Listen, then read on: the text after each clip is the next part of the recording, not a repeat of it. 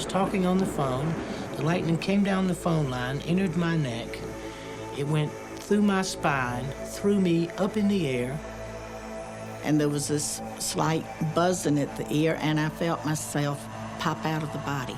Then I felt myself float up to the ceiling, and the doctor and the nurse were in there, and he was looking at me. He said, "She's gone. She's dead." And I was taken to hospital. Doctors did anything they could to help me, but I was declared dead. I realized I was out of my body when I was suddenly looking at this light. Out of that light stepped the most amazing being I have ever been in the presence of. It was just total selflessness, understanding, kindness, all-consuming love, wonderful love.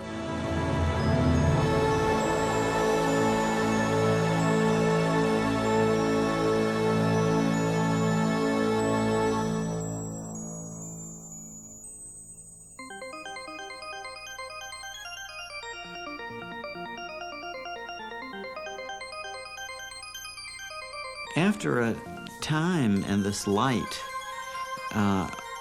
all of these people have to pay a return trip back. What they tell us is that the reason they chose to come back was not for themselves, because for themselves, they would rather have stayed with this presence of love.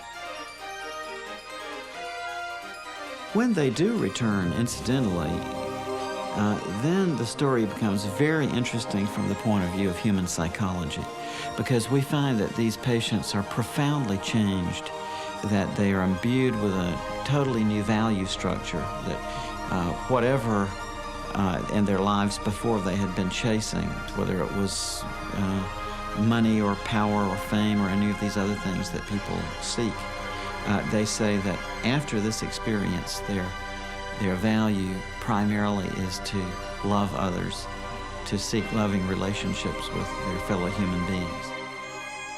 And also they tell us that they have no more fear of death whatsoever.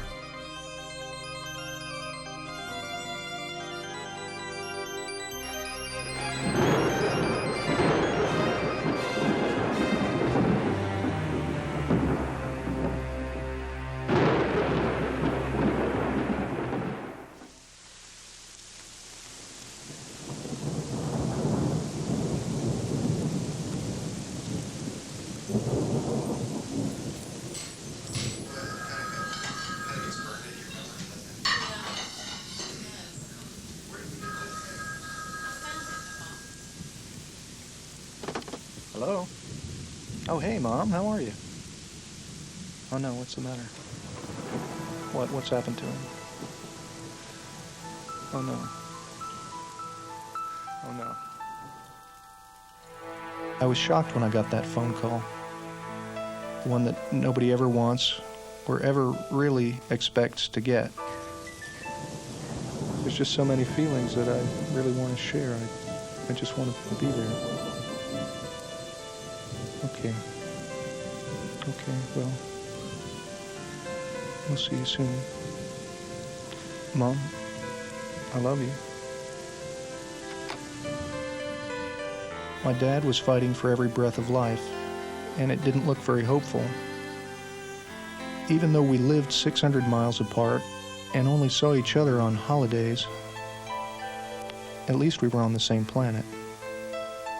And we could pick up the phone and say hello. The likelihood of losing all that seemed almost impossible to grasp.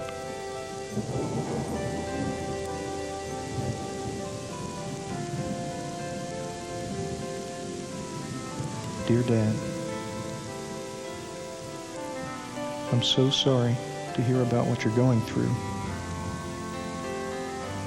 I know you're rugged, but you gave us a good scare.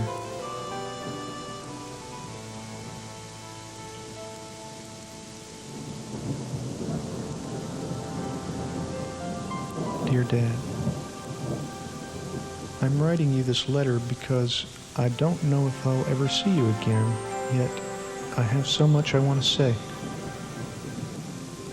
Dad, do you remember several years ago when I was still grieving over the death of Suzanne?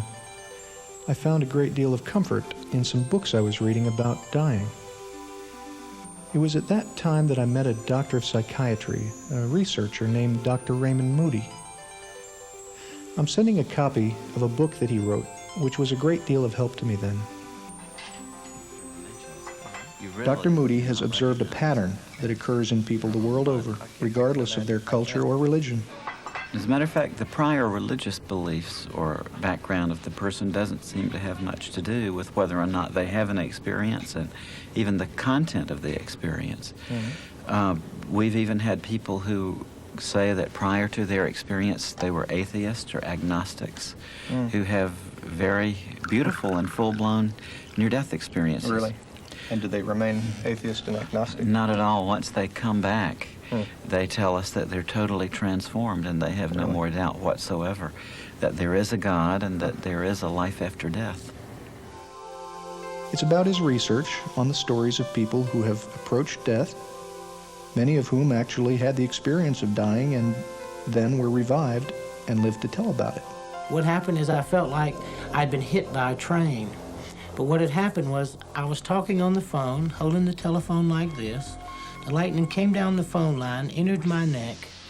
It went through my spine, threw me up in the air.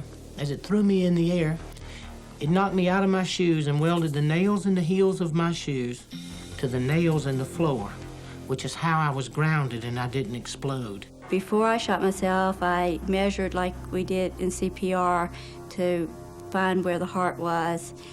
And that's where I just took the barrel and put it up against my chest and pulled the trigger. I had not responded to treatment. I was getting worse, and the doctor had come to see Ann. At this point, he says, I've lost her. She's gone. And I thought, well, who's he talking about? But just before this, I had been in terrible pain. I was just hurting so bad, I wanted to get away from it. 15 minutes before I was to be picked up by a Jeep, I was discovered to have a temperature of 106.5, and instead of waiting for the Jeep, the captain in charge of the ward sent me over to X-ray, and the last thing I remember was the captain in charge of the X-ray asking if I thought I could stand up long enough for them to get a picture of my chest. And I remember hearing that X-ray making that peculiar whirring sound and then the click, and I'm told that I collapsed in a heap. This wasn't a typical bee sting because I quickly realized that there was a problem, and I tried to telephone someone for help. The rest of the ranger station was about 3 miles in, and I tried to telephone my boss to send some help, and I fell and went unconscious. Luckily, from what I understand, he drove through. My boss drove through a little while later and noticed that I normally just waved to him as he came by, and I was lying down on the floor, and he called the ambulance. I was a dissident in Soviet Union, and I had an invitation from United States. In 1975, I received this invitation. In 1976, I was given the exit visa, and I was leaving for New York that day, and I was coming to take my passport, and I was ready to fly. My family was already in airport waiting for me. That time, on sidewalk, I was moved over or run over by car. It was fabricated by KGB. They wanted to kill me and not to let me go. And I was taken to hospital. Doctors did anything they could to help me, but I was declared dead. This is pretty much all over the world. We found this common pattern. They tell us that at this point where their doctor says they are dead, that they may actually hear the physician say, oh my, he's dead, or we've lost her, or something like that. And they say that from their perspective, actually, they still feel very much alive. Indeed, their consciousness is heightened. Wow. And they tell us that they seem to leave their physical bodies. They say that they float up, typically right above the bed in the operating room or the emergency room, and they look down and they can see their own physical bodies lying on the bed down below. I was above my body. I was floating, and there were people around me, except I didn't realize that that person there was me. But then all of a sudden I heard this statement, "He's gone, he's gone." And it was the paramedic making that statement to the driver. At that point, I was standing behind the paramedic. I was watching him work on my body. And suddenly there was commotion beneath me, and then I started noticing all of the people underneath me, and the EMS workers were pushing the stretcher down the hall, and I really wasn't concerned with my body. I was more concerned with, there were a couple of plainclothes policemen over where the guns were, and one of them was wrong about something, and I was trying to tell him that he was wrong. And I could see the soldiers and the nurses and the doctors, but they could not see me. And I went from ward to ward, bed to bed, trying to find a soldier that I thought that looked like me lying in the bed. I was becoming more and more desperate because, as I say, I could see these human beings, but I could not communicate with them. Finally, I went into this little isolated ward room. And sure enough, lying in the bed with the sheet pulled up over the head was this body that I had to recognize as me because it had my fraternity ring on its finger. And there was this slight buzzing at the ear, and I felt myself pop out of the body.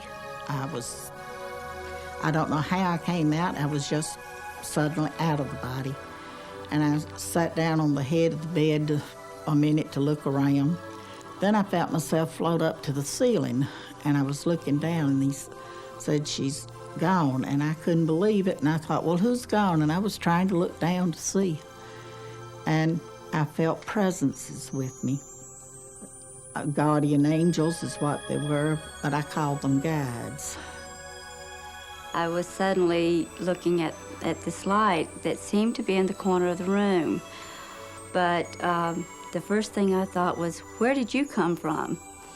And she said, "I've always been here, but you weren't able to see me before." The reason I use she is because she emanated feelings of selflessness, love, all-consuming love, understanding, kindness, and those were attributes that I thought of as being feminine. After a while in this, they say that they begin to feel an indescribable feeling of bliss, that it's something that transcends words, that we can't put it into the language that we have in everyday life. One man, for instance, told me that although he was in great pain in his chest prior to leaving his body, as soon as he left his body, that he was overcome with a tremendous sense of joy and peace, a kind of ecstasy. There was absolute freedom of your soul and body, and this amazed me. And this was very interesting too. I was happy to be in such experience because I could see their thoughts. I could see everything what was happening. I could smell, I could hear, and I could see their thoughts.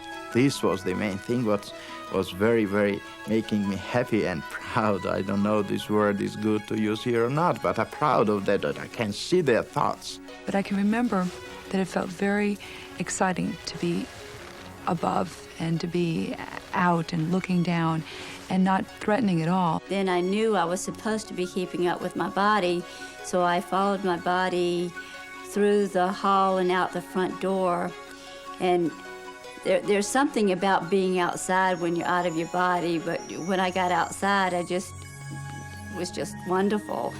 But it seemed like I was always just kind of looking through the ambulance because I was enjoying being outside. It's really kind of a nice experience with the lights and everything and the feeling of lightness.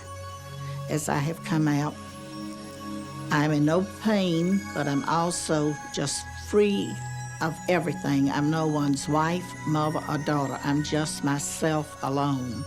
I have the distinct memory of always trying to look at myself and thinking how much better looking I thought I was than that. Because this guy was ugly, he was in trouble, and he had these blue lines all down his face. And I was happy, truly happy, to be away from that body.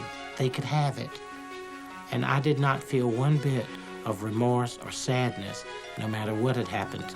But it was not bothering me. I saw my body and I hated it, and I didn't want to come to my body back. It looked like this sort of a feeble, sick person.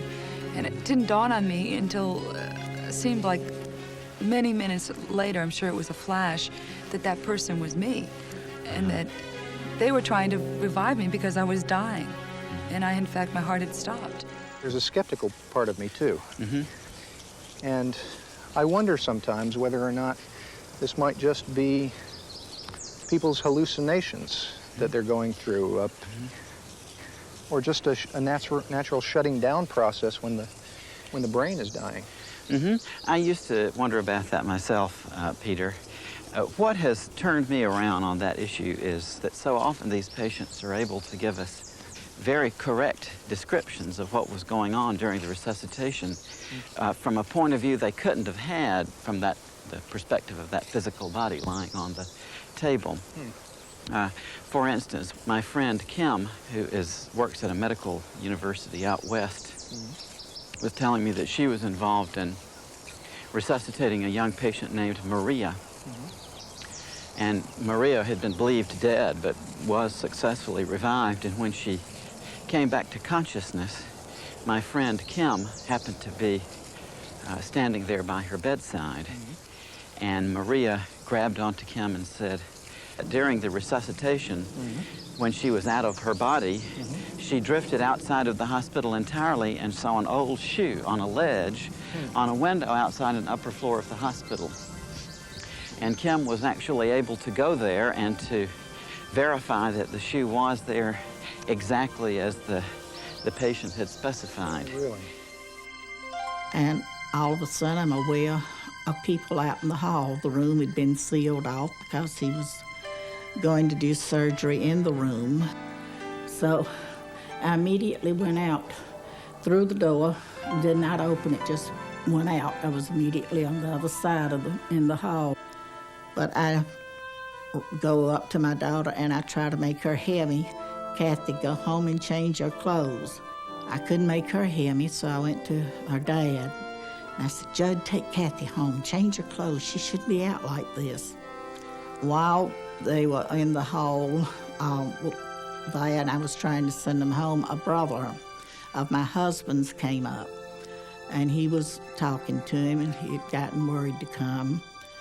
And one of his neighbors was also in the hospital, and he came up and started talking to my brother-in-law, wanting to know what he was doing at the hospital and what he was going to do that weekend. He said, well, it looks like my sister-in-law was going to kick the bucket, and I was planning to go to Athens, but I'll stick around now to be a pallbearer. Later, I was also able to talk to him. He didn't want to admit it, but he did admit that this is what he had said. And I laughed at him because it embarrassed him. It was amazing that I was never leaving my body too. I was everywhere who thought about me, but I was with my body. It means that I was not leaving one part for another. I was everywhere at the same time. I could be in New York, I could be in Longview, Texas. I could be in Moscow, I could be in Tbilisi, Georgia. In any place, there was no distance and time at that time with me. And this time, I'm thinking, I want to see my sister. So I immediately find myself in Rockville, Maryland at her home. And she's getting ready to go grocery shopping. She's wearing a beige suit with a green blouse.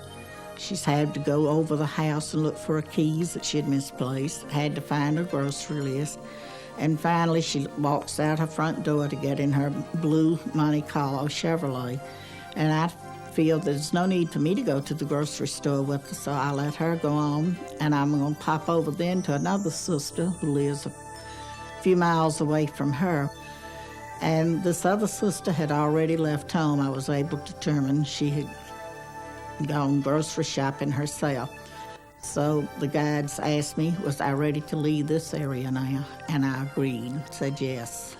About 2 weeks after I had this near-death experience, I was in contact with my sisters, and I brought this fact up to her and described, and she said, well, how did you know? I didn't see you, you weren't here. I could communicate with the children, with very little children who couldn't speak and who couldn't walk and who were very little, and just coming from that place where I was going. And this was amazing communication with them, spiritual communication. We never spoke in words.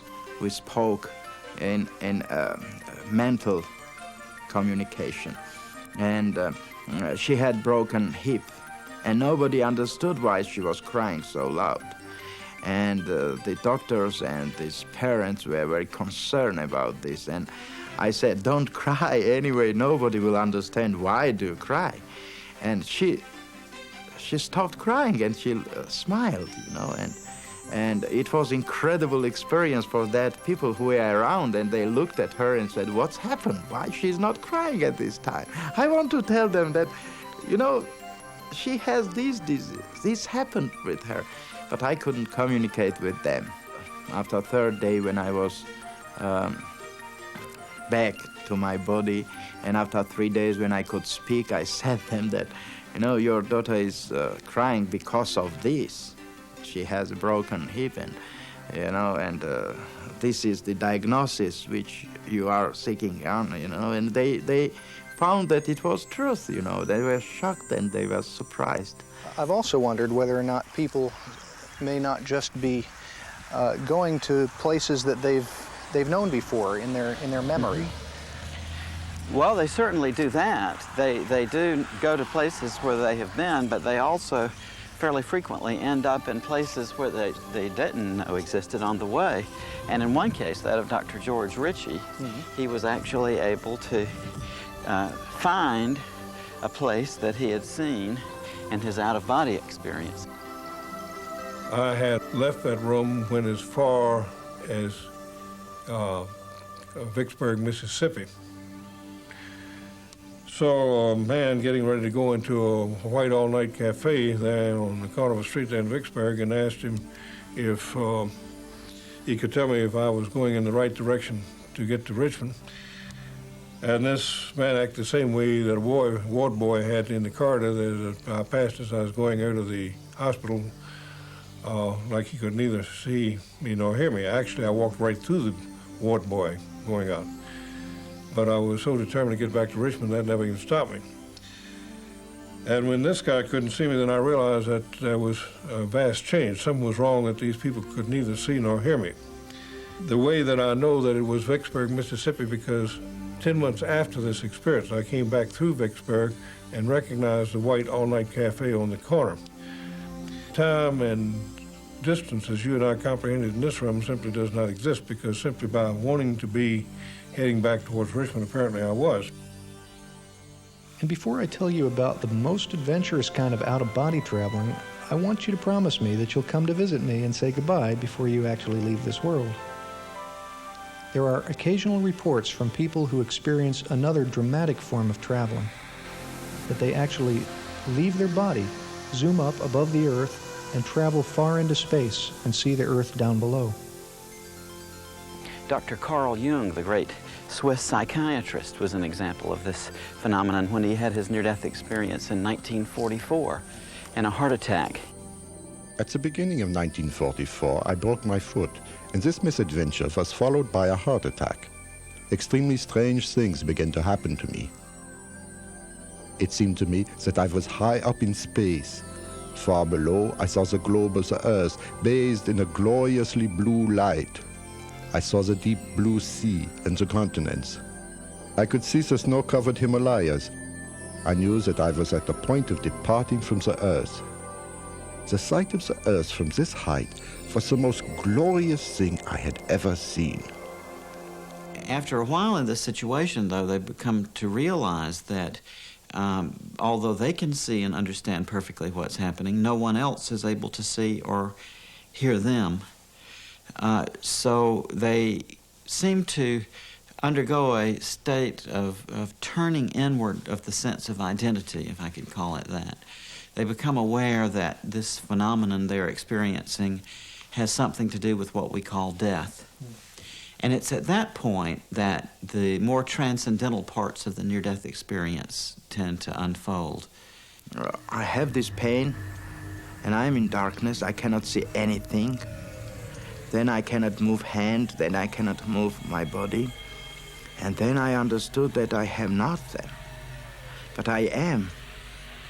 And it scared me. Fear, unknown. Why are all people afraid of darkness? Because they don't know what is in darkness. The fear of darkness is because of unknown. Ununderstandable makes you to be afraid of something. That's why I was afraid too. I was afraid of this darkness. I was afraid of being there. But more afraid was that I was somewhere without my body. But I was. And I was a scientist, you know. I worked on idea of psychology and languages, you know. I learned physics, I learned chemistry, I learned many other physiologies, anatomy, and all it was based on dialectical materialism, historical materialism. And in my idea, it was impossible to be somewhere without your body. Where is my main component, my life, my body? You know, I was scared to death, but I was already dead. And that was the amazing feeling to understand that you are, but you are not. If you think, you are. If I think, I thought, I am. But if I am, and if I think, why cannot I think positively what's happening around me? And I began to think about light. I saw light outside of darkness, and it shocked me. But first feeling which I had was to come to that light. The first thought which came to me was to go into this light. And I had that movement. They describe to us how they seem to be drawn into an enclosure of some sort. They often call it a tunnel. And they go through this tunnel quite rapidly, and they come out on the other side into an incredibly brilliant and warm and loving light. Don't know exactly how I entered the tunnel or just at what point, but it was when the guides had asked me, and I said yes, and I feel myself going in an upward motion. The tunnel is not too big, just seemed for one person to go one at a time. It doesn't touch you, or I didn't reach out and touch the walls, but it's black, and I feel myself going up and looking at light, bright light at the end of the tunnel. And the next, as I'm going along, I see the gray area, but I did not stop to go in and see just what was going on. I went on to come out into this beautiful pasture valley land, flowers, bright, beautiful light, brilliant color. Nothing here is like it at all. The next thing I remember is I heard a set of chimes. And as I looked at an angle, probably 35 or 40 degrees, I could see a tunnel. The tunnel was like a spiral, like it was moving whether I was moving or not. Then I began to whisk down it, and I could hear these chimes. But I was in utter peace and utter tranquility. And it was such a stark, dramatic difference between the way that body was and what was happening to that body and this place I was, this utter peace. As I moved closer to the light, I was kept being surrounded and filled with this love of like, I can't describe it except when you haven't seen your parents in a long time. If you've been away from your family, and when you first see your mom and your dad, that feeling when you're a small kid, that feeling that you get. I knew I was safe, I knew everything was peaceful, and I knew it was right. As I came through the tunnel, I came into a place much like walking out of a dark room into a bright room, as if my eyes were trying to adjust to this brilliant light. The contrast between the brilliant light of the lightning bolt and the brilliant light that was in the tunnel was another thing that was quite dramatic. Because this light was so brilliant and so bright, it passed through me, it permeated me. It and I became one. For years now, we've been using the expression of seeing the light at the end of the tunnel. And I wonder whether it was started, perhaps, by people who had near-death experiences many years ago. In fact, I've been shown some paintings of just this scene that were done several hundred years ago. In the 15th century, the Dutch painter Hieronymus Bosch even painted this theme in his painting Ascent of the Blessed. In the foreground and the bottom of the painting, we see people who are dying, and as they are dying, they're surrounded by spiritual beings who attempt to turn their attention upwards. Above them, there's a tunnel which goes off into the distance, and at the end of the tunnel is a very bright light. As these people go through the tunnel, they kneel reverently into the light.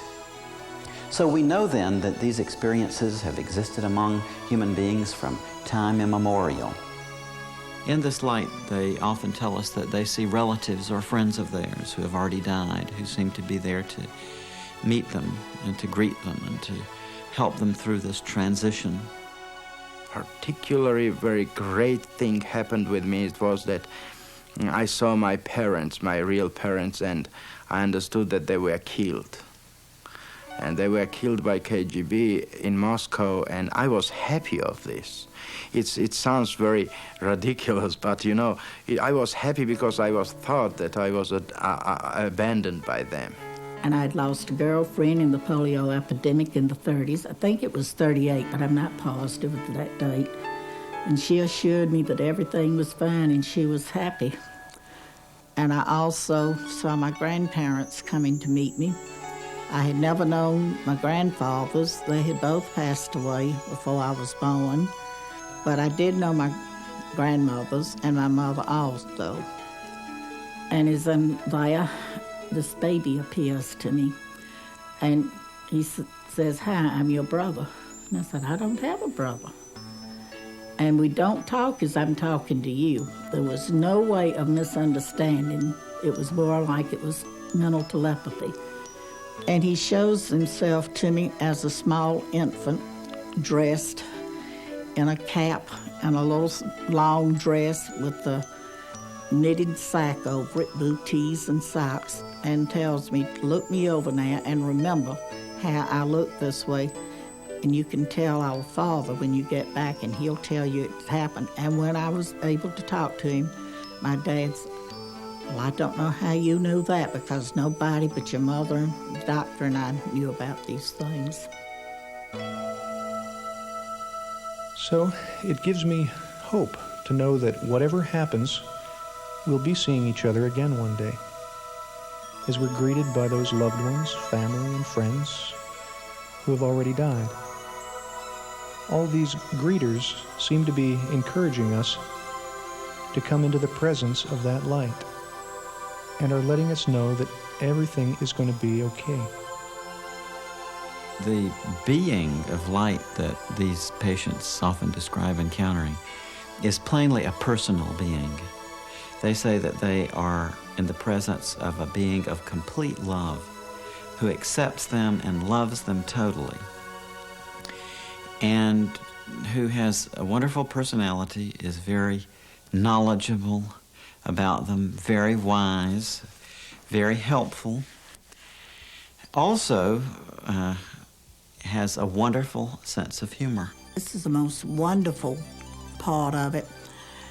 This is a warm, loving light. It's the most masculine, but it also has overtones of mother love, sisterly love.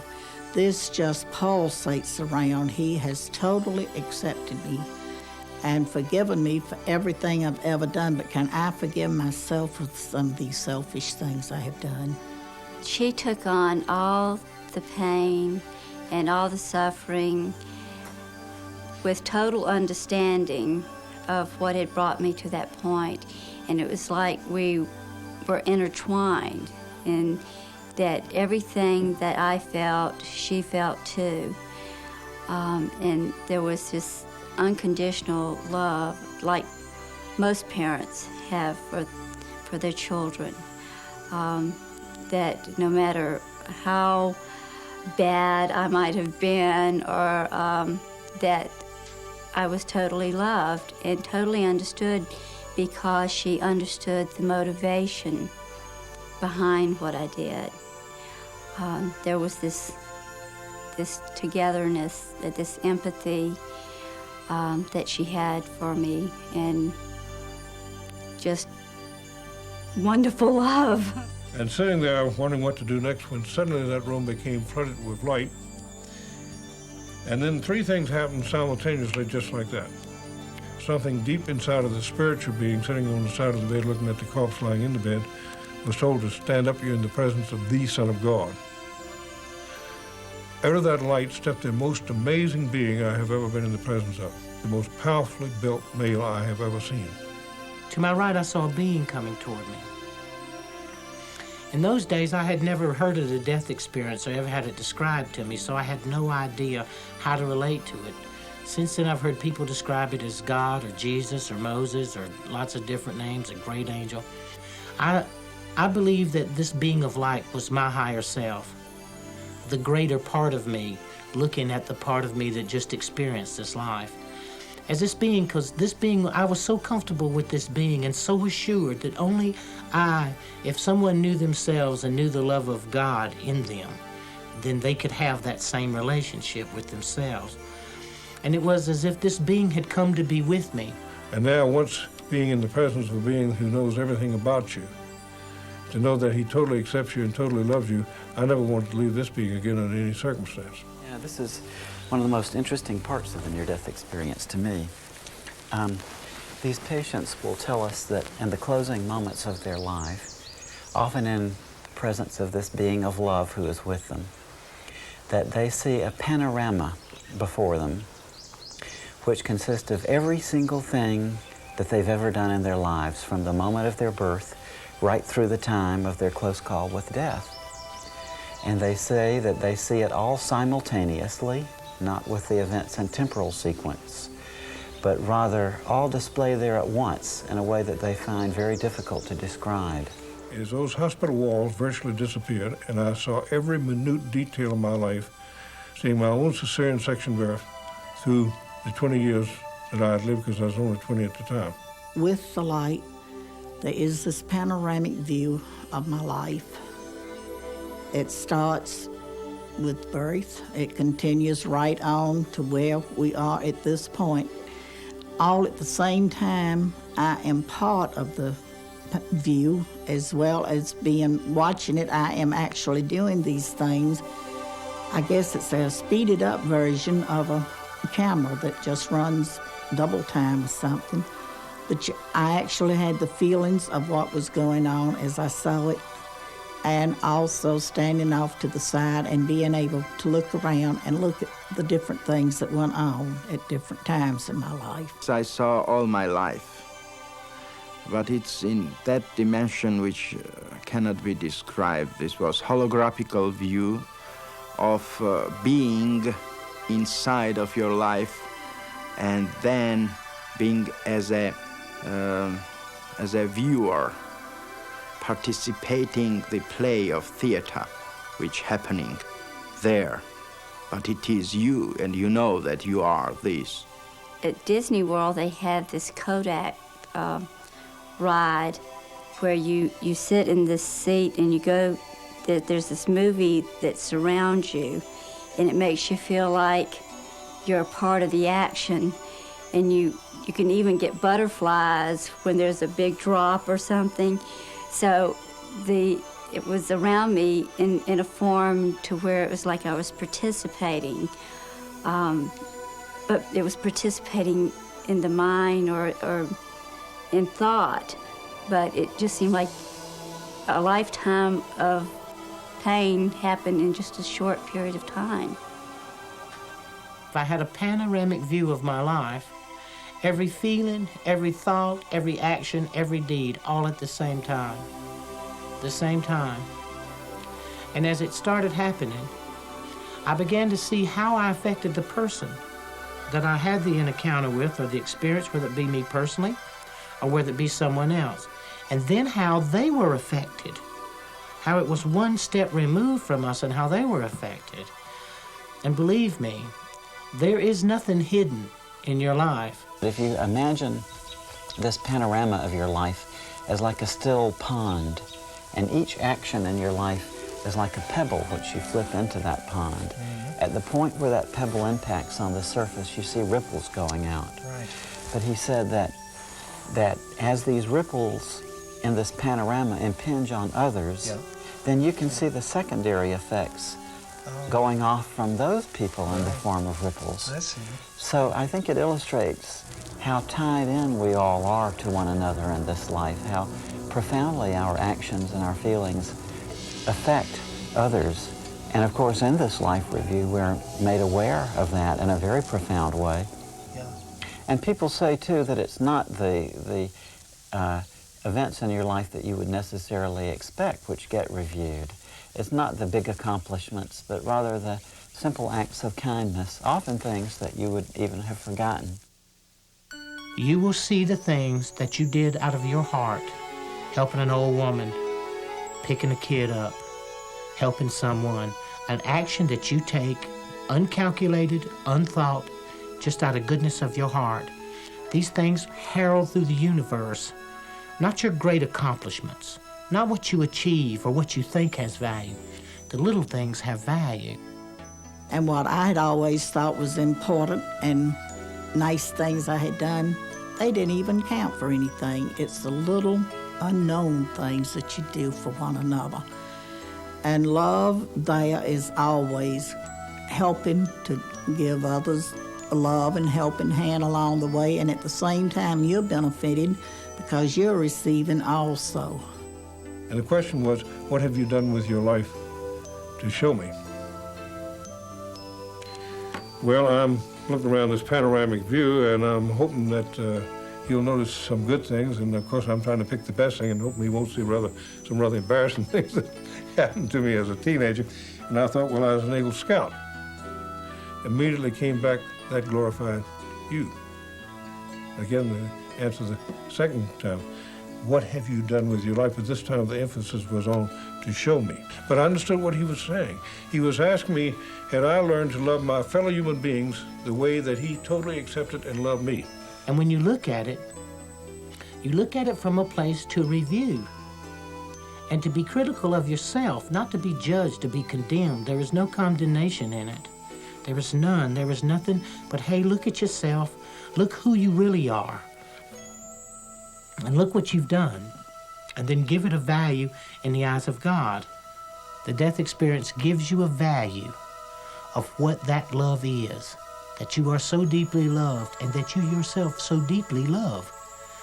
You begin to sense a part of yourself greater and far more magnificent than you ever give yourself credit for. Frequently, too, people tell us that this being is also interested in the knowledge that they've acquired in this life.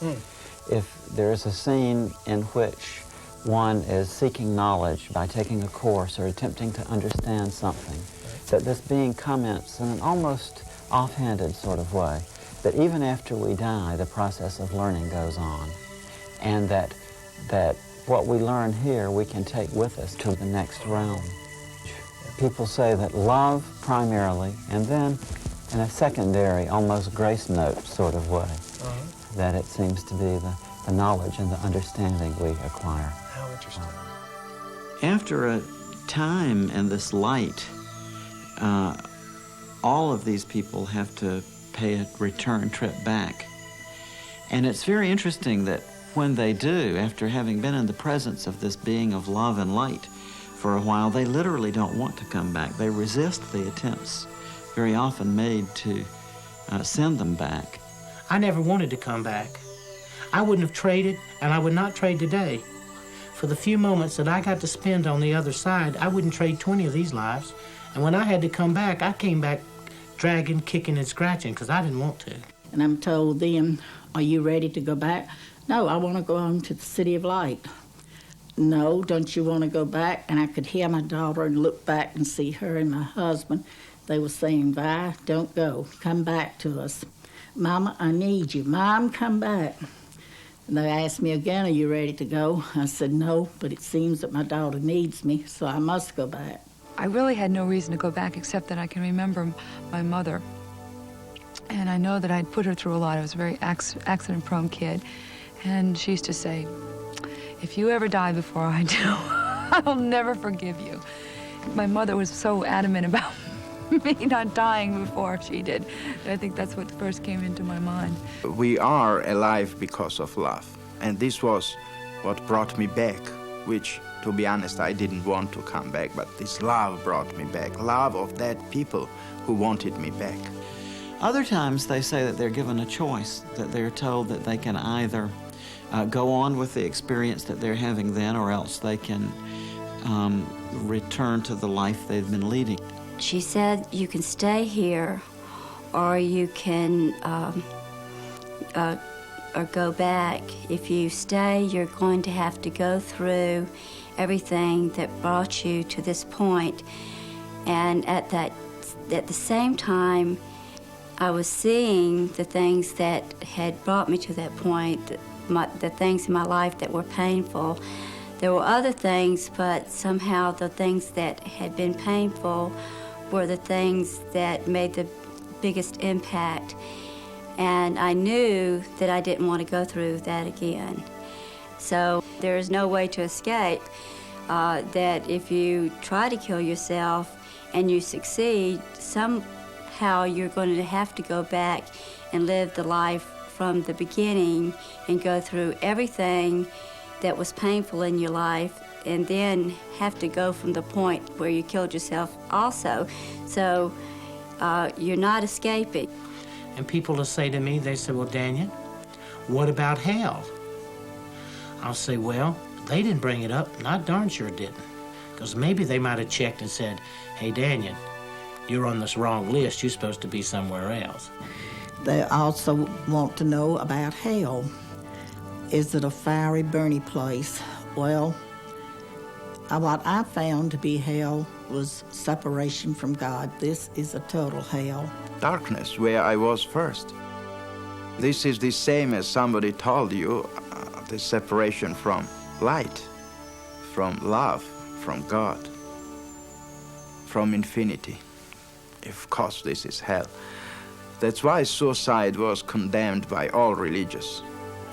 That's why they are telling that you will go to hell. It means you will go to nowhere. And nowhere does not exist. It means you will go somewhere on opposite than goodness.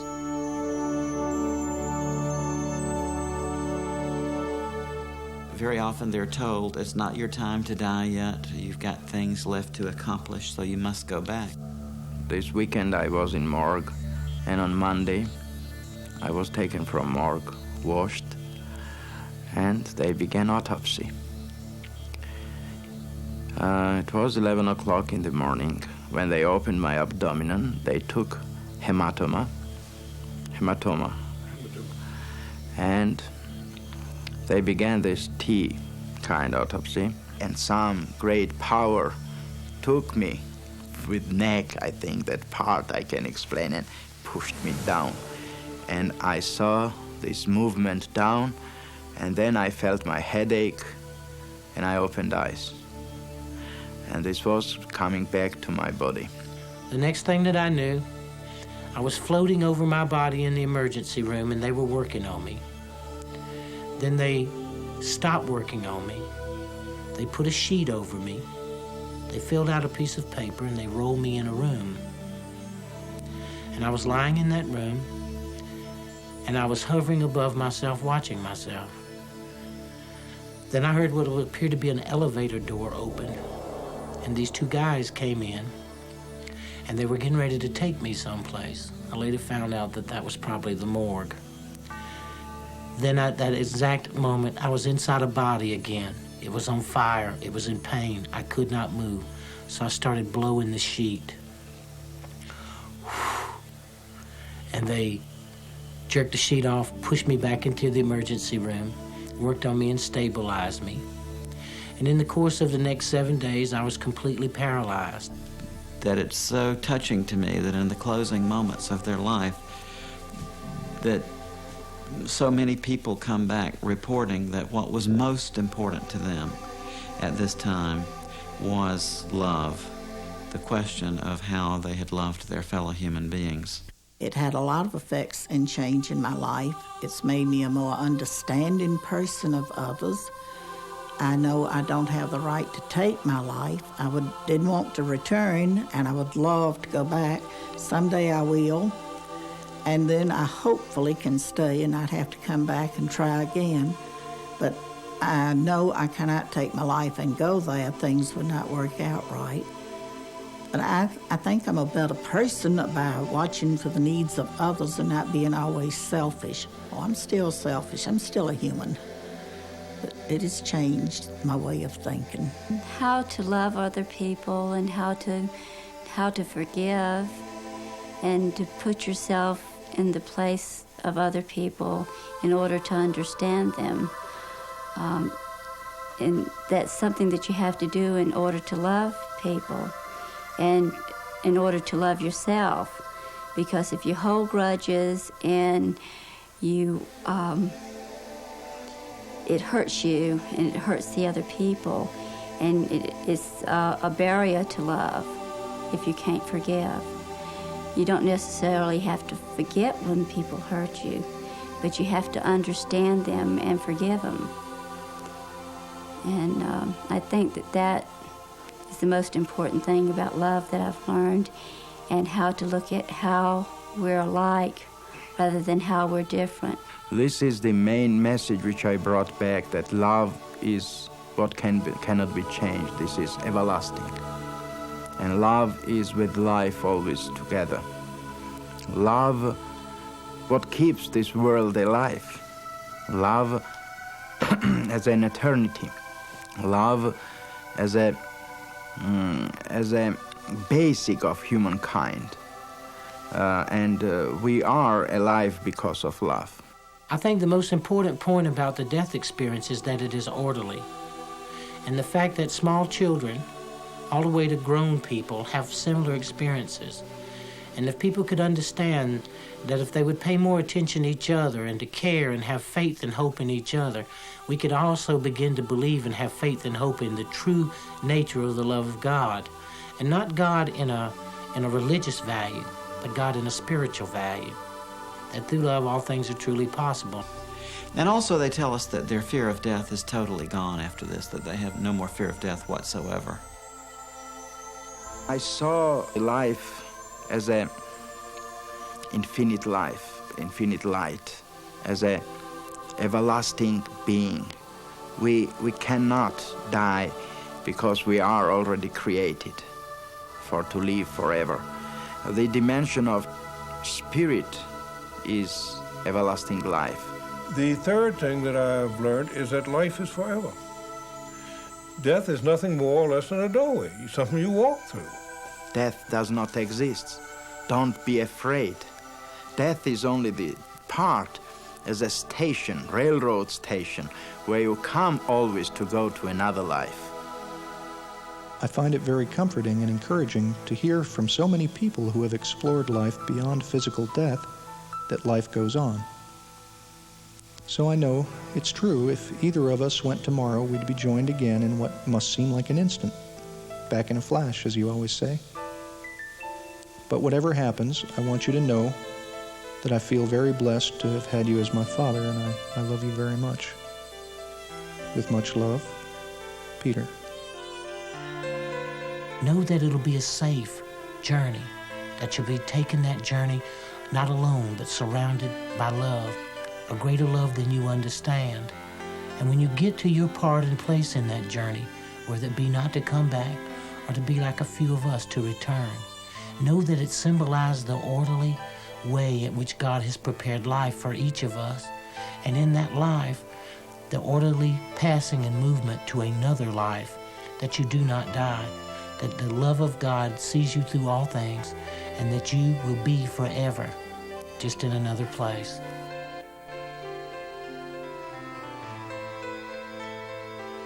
It was about 3 weeks later when we got the phone call. I was told that he died with a smile on his face, and the last words he said were, "The light."